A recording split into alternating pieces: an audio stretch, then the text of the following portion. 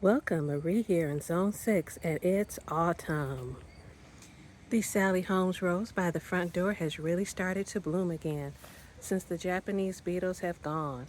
Good riddance. The snowdrift supertunias, as well as the silverberry supertunias, still look pretty good during autumn. The calibrachoa I had right here in this spot went on the decline, so it went to a better place, aka the compost pile. The Victoria Blue Salvia is still looking spectacular. The boxwoods that were in this area, I cut down. They had been sick for a while and I was tired of the struggle, so they had to go. G.O. In the west garden, which is the back garden, there have been some changes. The coleus I grew from seed that I had on the back deck, I moved it out here to this front entrance. Just delightful. And I grew that from seed that said expired. So try it and see. It may not be expired after all. Your quote unquote old seed. The canna I grew from seed, still looking pretty good. Don't look too close. The Supertunia bubblegum in this container, as well as this container, had really declined, so I took it out. And now it's just the Beacon Impatiens, looking lovely as ever. The zinnias I grew from seed, I got rid of those. They had some powdery mildew. And I brought this container with some potato vine my mother gave me she didn't want. Thank you very much. I brought this container over here to this part of the garden to replace the zinnias. The endless summers are really starting to bloom now. Just delightful.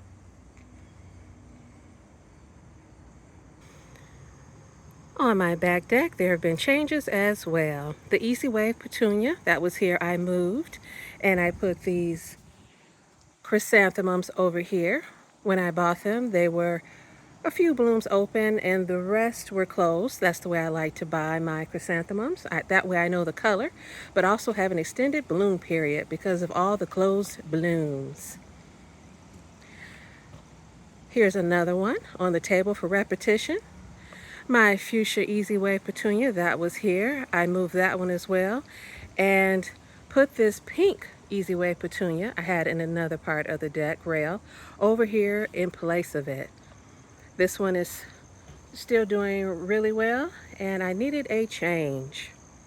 Down below I took out the Autumn Joy sedum that was in this container and this container. Dug out some boxwoods that were in another part of my garden and added them to this container and this container because I'm looking for some year-round beauty on my deck, whereas the Autumn Joy sedum is herbaceous, so it would die back down low to the I guess you would call it the top of the pot, the top of the container, and so there was really no winter interest there. Lovely. The fuchsia Easy Waves have been moved over yonder. There they are. Coming down the steps, I made a change on both sides of the steps. I dug out a lot of the bishop's weed and my 2 bloom-struck hydrangeas, and I added these boxwoods from another part of the garden on either side of the steps for more interest or beauty year-round. And I can just imagine the snow on these lovely boxwoods. I think some of the Autumn Joy sedum I took out of the containers on the, or at least one of the containers on the deck. I believe I am going to put it in this flower bed. I already have this Autumn Joy sedum, that's one, as well as this Autumn Joy sedum, which makes 2. And I'm thinking down here on this end where these roses are to remove the roses and add some Autumn Joy sedum here. And I believe that will provide better balance. That's what I'm thinking. The limelights in this flower bed by the extensions I built are looking lovely. The ones in the front got a bit of burn, But these seem to be pretty good looking. They didn't seem to get all the burn that the ones in the front got. On the table I built years ago, these begonias are looking beautiful. I think fall is a great time for begonias, the end of summer and fall. I think that's when they look their best. And the potato vine my mother gave me has really perked up and is looking fabulous. Fabu.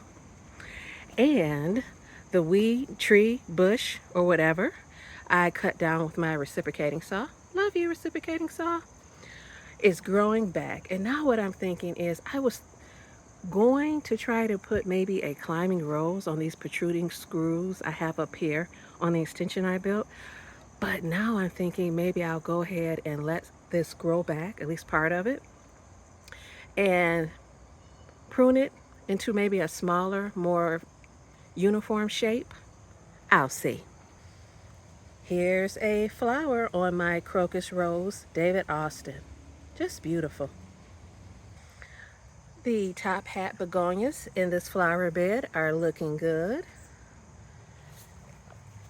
My mother gave me some as well. She didn't want, so I put those over here as well and kind of bulked it up. And the beacon impatiens have filled out some. I planted those kind of late. That's why they're small. Heading over to the long flower bed. Below this hibiscus, evening rose hibiscus, this Swedish ivy by Proven Winners, I just adore it. I think I might get this every year. Maybe put it in a container next year. There's that little quick fire, still looking delightful. My penstemon is seeing better days. And look at the color on this little lime punch. Extraordinary. The beacon impatiens are still looking good, as usual. Behind these beacon impatiens, that is a firelight tidbit. There is the firelight hydrangea panicle, still looking lovely. And of course, my Gatsby pink oak leaf with its gorgeous leaves. Just fabu, fabulous. And look at that leaf. It's starting to turn like the reddish burgundy. Oh! Back in the hidden garden, look at the color change on this Gatsby pink oak leaf hydrangea I planted over here not that long ago. Look at that color. Just beautiful. In this back flower bed to the left, I'm hoping that this Sum and Substance hosta gets huge and takes up most of the space back here. Those two hostas in back are Paul's Glory, so that there'll be less room for weeds. Grow, little hosta, grow. Here's a view I don't show too often, if at all. Consider subscribing, and thanks for watching.